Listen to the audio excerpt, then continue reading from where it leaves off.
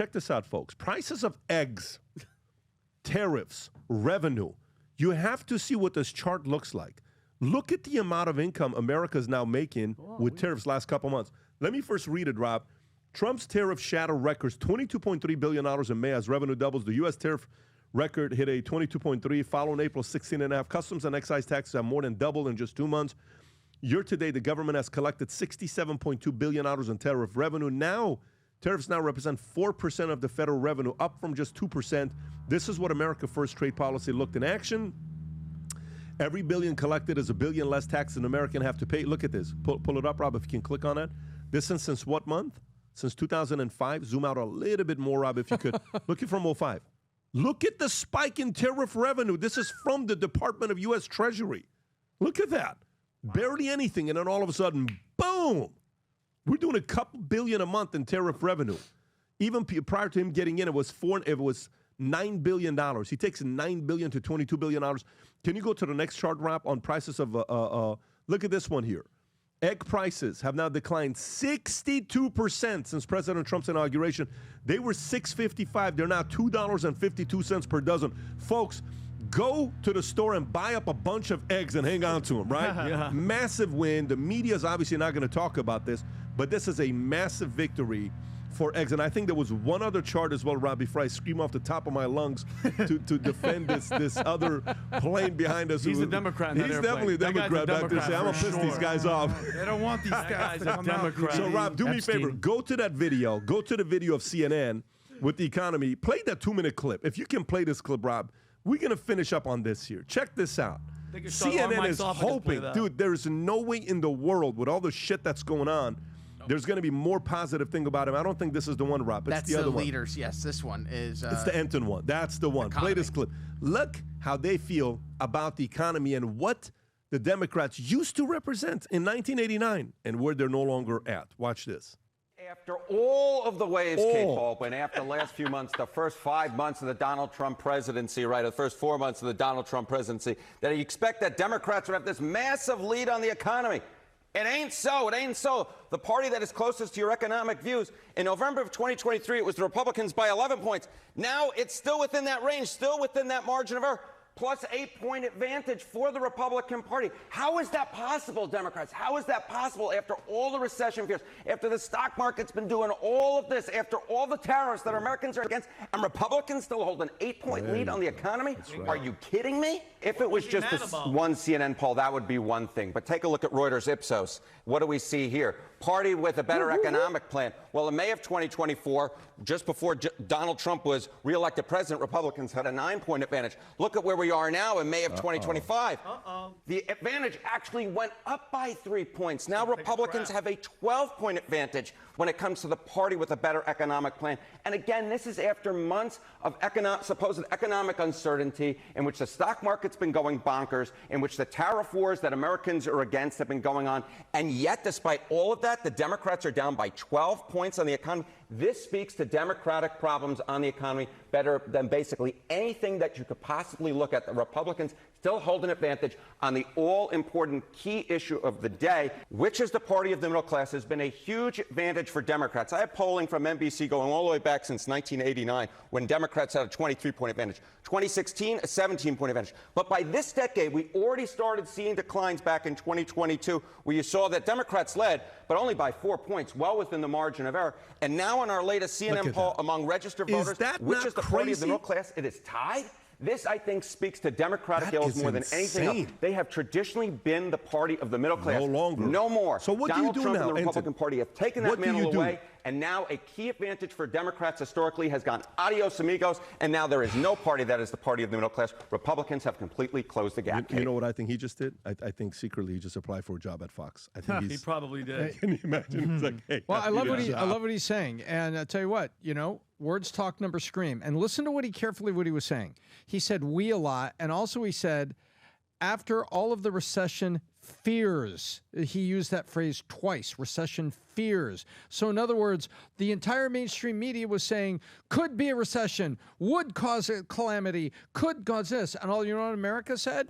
I think you're wrong. I think this is going well. I like this plan. It may not be going perfect, but I like this plan. And the polling is showing that. After all the economic uncertainty, listen to that. Fear, uncertainty. Those are feeling words. Those are liberal feeling words. Those are not numbers. And was the stock market having trouble? Yes. Have we not got a full deal with China yet? No, we don't. Do we need one? Yes. Do we need to bring the jobs back definitively? Yes, we do. Is there work to do? Yes, there is.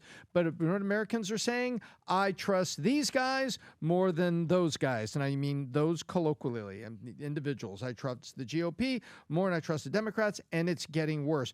And the more they whine about it, the more they're missing the fact that feeling words don't move people's hearts the way you think they do. They may do it on social issues, but when you're talking about the economy and who do you trust, look at this polling over time. You're losing. And why is trans so big? I'll tell you why. It's the next big feeling issue they needed because they don't have anything else. It's embarrassing, Tom. It's like Tombstone. 6 shots. Boy, you're out. Damn, Tom. Tom just dropped that mic right there. That was like... Look, Harry bring us home. We're going to wrap it up. I'm going to show Clem. We're going to wrap up. Go for it. Harry Enton has basically been working for the RNC discreetly and the Trump administration on CNN. Give him a raise if that's true. He went through a lot of stats, basically how don't be fooled by all the tariff and what's going on with the Trump situation. Apparently, people still feel very comfortable with Trump running the economy. But for me, the biggest words talk number scream moment right there, Tom, shout out to you, was that last stat about how which is the party of the middle class. Because the Democratic Party, since I've been alive, since we've all been alive, has been the party of the working class, has been the party of the working people, has been the party of the unions. Now it's tied, which makes me ask the following question. What the hell does the Democratic Party stand for at this point? So they stand for what? Gayness, wokeness, and DEI? Is that what it is? Because it used to have an economic message about the empowering the middle class and then basically ending the sort of like economic uncertainty between the wage gap. But now, so if you look at these numbers here, 1989, that's a tail end of Ronald Reagan, couldn't have been higher as far as the disparity between the middle class, Republican and the Democrats. And then 2016, Obama, the bookends, they're still the party of the middle class. Trump, by the time that he leaves office, a billionaire, has basically convinced the rest of America, no, the Republicans are the party. A billionaire did that. So he's the McDonald's billionaire. Now it's basically tied. I don't have no clue what the Democratic Party stands for at this point, other than booing Trump. Yeah, I'm not. Yeah. Oh, sorry, go ahead. Go for it. No, I'm not. I'm far from ready to throw a parade just yet. I think he's doing some deeply concerning. Which kind of parade, Brandon? Parade for the Republicans, not the weird kind. Yeah. But yeah, no. So I mean, I think Trump's doing some deeply disturbing, concerning things when it comes to the economy, when it comes to the middle class. I think the deficit's the biggest problem for the middle class, and that's why life is unaffordable for most people, and we're heading in that same direction still.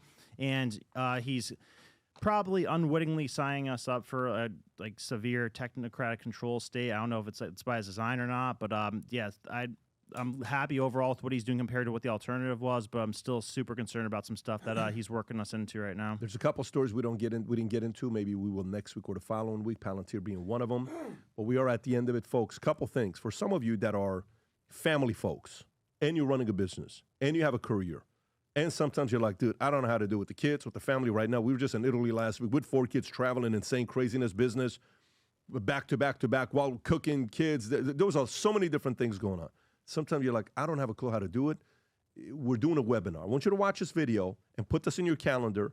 Nearly 20,000 people have registered for this webinar. Rob, play this clip. If you're a family man or family woman, get yourself, your spouse on this webinar. Go ahead, Rob. You know what's scary for some people is they want to be a killer in business. They want to do a great job as an executive, as a CEO, entrepreneur, business owner, but they don't want to kill their marriage. So how do you balance that out? You want to go make all the money, travel, win for your family, but you want to stay married. You want to have good relation with your kids. You want your kids to still want to see. How do you do this? There's 4 things, by the way. You ready? Write these down. Number 1, you're allowing your family and friends make you feel guilty for your vision, which is going to create resentment towards them. You don't want that. Number two is you lack clarity around the vision. You don't really know what you're doing it for. So work-life balance is a question that comes up for people that are not clear of what they want to do. They haven't had the conversation with their family. Number three is the concept of being intentional with the time you're spending with your family. And number four is maybe you're just looking for an excuse to not work that hard because your family's not bothering you. You're just looking for it. This concept of work-life balance comes up every single day with people who ask me this question. On June 11th, I'm hosting a free webinar for 1 hour to talk about work-life balance with the people that don't have the answer to the questions there, just like I didn't have it at that time. I'm married now with 4 kids, running all these businesses. Some days you feel like you don't know what the hell you're doing. All I'm gonna do is share with you mistakes I've made and things that are working for me. So if it's important to you, get registered, tell your wife, your husband, get everybody on together to listen up. We're gonna go through it for 1 hour, again, on June 11th. Register because it's limited seating on this webinar. Like Goro June from 11th, Mortal Kombat. folks. June 11th, 12:30 p.m. Eastern Standard Time.